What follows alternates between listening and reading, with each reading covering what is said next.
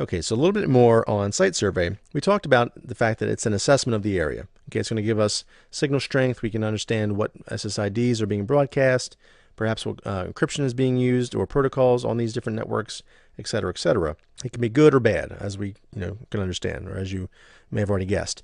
The good, it allows us as the IT person to determine optimal access point placement or placements throughout the building. We know, again, if it's big enough, we may have multiples.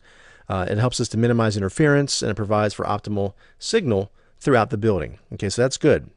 But it can also be bad because that same technology can be used by hackers to determine, again, equipment, protocols, security, etc.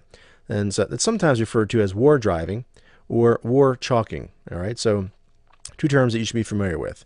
War driving, basically people will either literally drive by. They can use very, very kind of customized kind of cantennas, which is a directional antenna. They used to be made out of Pringles cans, but it can be made out of a number of different things that you can use to pinpoint and point at specific buildings and get a pretty decent range, an extended amount of range, just to identify, if that specific building is generating or broadcasting its SSID, and get the information upon the wireless networks and so forth.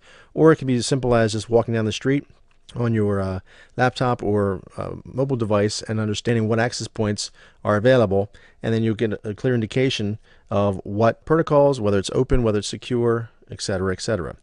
So war chalking is kind of an extension of that, where that hacker will, or not necessarily a hacker, but a lot of times it's used by hackers, they'll walk by or they'll discover that there is an access point or a Wi-Fi network there. Then they'll turn around and they'll draw some type of symbol, whether it's on the sidewalk, the side of the building, etc., to let others, hackers or whoever, know what types of networks are present. And so there are a couple different kind of pieces of graffiti that you should be familiar with, to understand what these things mean. And you can see we have ones for open node, and it will list out the SSID and the bandwidth that's on that node or on that network. It'll show another symbol if it's a closed node, and it'll give you the SSID on top. Or if it's a WEP node, it'll say the SSID, the access contact, and the bandwidth. Okay, so these different types of things you'll see marked on the sidewalks in front of buildings, sometimes on the side of the building. There's a newer set of standards as well, which we'll talk about in just a moment. But here's an example of one where they were chalked and just basically said, hey, it's an open network, and here is the SSID, and we see it's 1.5. That's the bandwidth that's on that specific network. There's another set of war chalking diagrams that have kind of takes that to another level, whether it's free Wi-Fi, and you can kind of go through and just understand what all of these are.